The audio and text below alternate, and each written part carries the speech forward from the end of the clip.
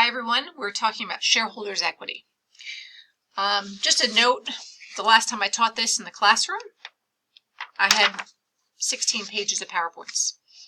The newest edition of this book has 76 pages of PowerPoint. So if you've been following along with my videos so far through Intermediate 2, realize that this one might be a little bit longer just because, I want to be thorough.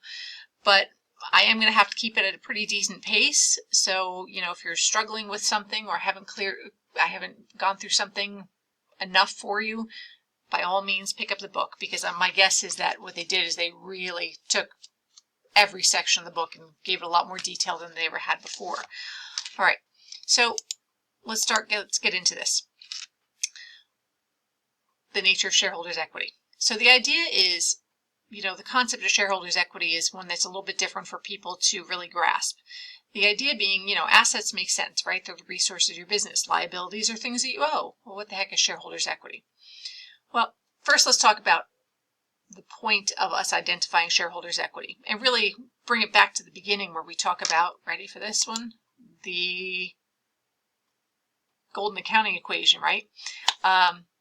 Assets equal liabilities plus shareholders equity, but a little bit different just because we're talking about shareholders equity. In its simplest form, shareholders equity is everything you'd have left after your assets pay off all your liabilities. Okay, so that's why we've changed the equation a little bit here. Assets minus liabilities. So if you had all of your assets, you took away all those liabilities, you paid off every single bill and every single thing that you owed, you'd have some sort of net assets left, hopefully. And that would be your shareholders equity. That's one way to look at it. The idea is that, in financing the business, we generally run the business on one of two things. Rather, we gain assets by one of two things. We either borrow money with debt, or we raise our own money with equity. And that could be maybe you sell stock, maybe, you have retained earnings, which is the income that you've earned running your business, right? That's the owner's interest in your business. So the idea being,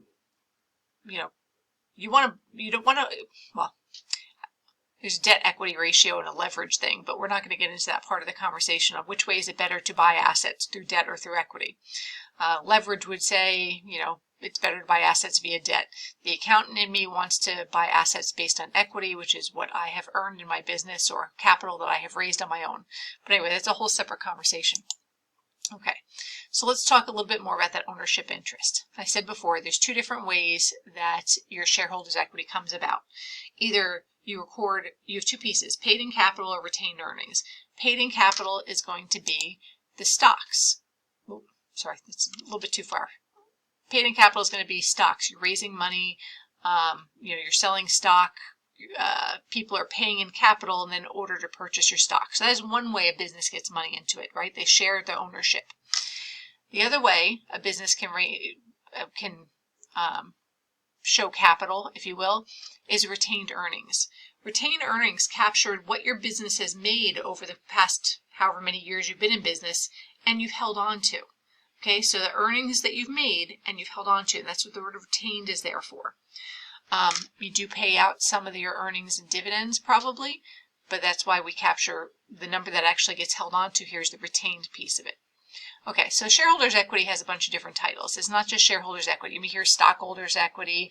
I have not heard of some of these. I've never heard of stockholders investment. That's a new one for me. But shareholders equity can be referred to as a bunch of different things, but it is all basically the same thing. Okay, shareholders equity consists of paid in capital. That's what I was just saying. That is the stock that you're selling in your business, right? People pay money into you, that's capital, and you then turn around and give them shares of stock. And we're going to go through a whole bunch of journal entries on that. Retained earnings is the money that you earn in your business and you've then held on to. Treasury stock is when you repurchase your own stock in the marketplace. We will get there. And accumulated other comprehensive income. All right, so if I wanted to show you the very detailed version of stockholders equity, this is like everything you could possibly have on one side. Paid in capital, this is basically how you'd have it set up. Paid in capital, but really you'd probably just have total paid in capital.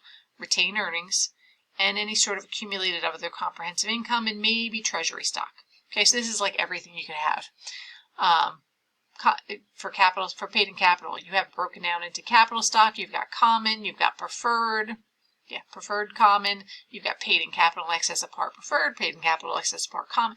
This is like everything you could possibly have all in one slide. This is probably not how you would present it on the balance sheet, though. All right, that's just too much to look at. You might have this information as a footnote to the financial statements, or just have this information on the side that you don't necessarily present in the financial statements. You would have this detail somewhere, but more likely than not, what you would have is something like this. Right, where you would just have one amount of preferred stock, one amount of common stock, one paid in capital, not broken out by common, preferred, and all that kind of good stuff. Retained earnings, and then you'd have your other accumulated other comprehensive income. Okay, we'll talk about that in just a second. And treasury stock, if there is even any treasury stock, to give you total shareholders' equity. So all of this craziness in here does get lumped together to some degree. Okay, so paid in capital. Right? This is when people are investing in your business. They are giving you money. You are then turning around and giving them shares of stock or ownership in your business. All right. That is the primary source of paid in capital. All right. Retained earnings is earnings, as I said, that you've earned in your business. So if you had net income the past 3 years, it gets accumulated and put into this retained earnings category.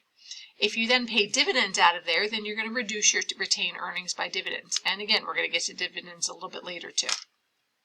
Okay. And treasury stock. Treasury stock is when you go out into the market and you repurchase your own stock in the business.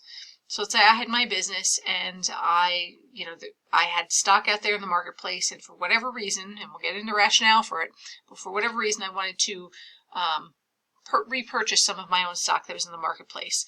We would record that most likely as treasury stock. There's a couple of different ways we can record that repurchase, but one of them is treasury stock. Okay, so I have a little concept check. I left it in here. Which of the following is not a component of paid in capital? Well, amounts invested by shareholders when they purchase, that's paid in capital. Earnings accumulated on behalf of the shareholders. It's not really, we just said that's not paid in capital. That's going to be retained earnings. Okay. Oh, look how fun that is. Okay. So earnings accumulated on behalf of the shareholders are not a component of paid in capital. Overall, they're part of shareholders' equity, but they're not paid in capital. Amounts arising from share repurchases, share-based compensation activities. Those are all some of the detail that was back here. Okay. That was some of the detail that was in here. We're not going to get into those in any real detail. Okay. Moving on. Accumulated other comprehensive income. What is it? All right. So it takes income a step further. And you've seen this in a couple of chapters. You've seen this with the trading securities and securities available for sale, where you record unrealized holding gains and losses. Right? That's not truly net income because it hasn't actually happened yet, but you do record it because you're trying to record the truest picture you can of your assets. So let me get into the specifics. Net holding gains and losses on available for sale security, the available for sale investment and debt securities. There you go. Gains and losses from post-retirement benefit plans. So we just dealt with those with the pensions. Derivatives and foreign currency translation. Over my head a little bit there. Definitely not something I ever dealt with in practice, but and it's above the level of what we need to cover in this class. But just know that those are two other types of other comprehensive income. All right, so here's the thing with other comprehensive income. You'd have your regular net income, and then you have all of the things that happen during the year. All right, and the idea is these are the current things. So you'd have like your balance sheet. You'd have your income statement, and then you have the statement of other comprehensive income. It could be right below it. It could be on a separate page. But the idea is that would be in addition. So there's a total down here, but it'd be total comprehensive income. So net income plus or minus all of these other things going on. All right. But that isn't actual income, right? It's not actually, it doesn't play into net income, so therefore it doesn't get closed out to retained earnings, right? So what there is there's something called accumulated other comprehensive income, and that does show up on the balance sheet in the shareholders' equity section. The same way net income gets closed out to retained earnings, well, the other comprehensive income items get closed out, or they accumulate in this accumulated other comprehensive income. So I left this in there. So here's a typical example of how that looks, right? You've got Abercrombie, you've got common stock, you've got paid in capital, you've got retained earnings, and you've got accumulated other comprehensive income and treasury stock. So they have all the pieces. And what you do with the accumulated other comprehensive income is that is the accumulated amount of that other comprehensive income piece. In this case, they have a negative, actually. All right. So, okay. I hope you have no questions about that. I can't ask you if you have any questions. It doesn't work that way. All right. So moving on. How far are we along? 10 minutes. Okay, so I'm going to stop here for a second and then we'll get into corporate form and advantages and disadvantages.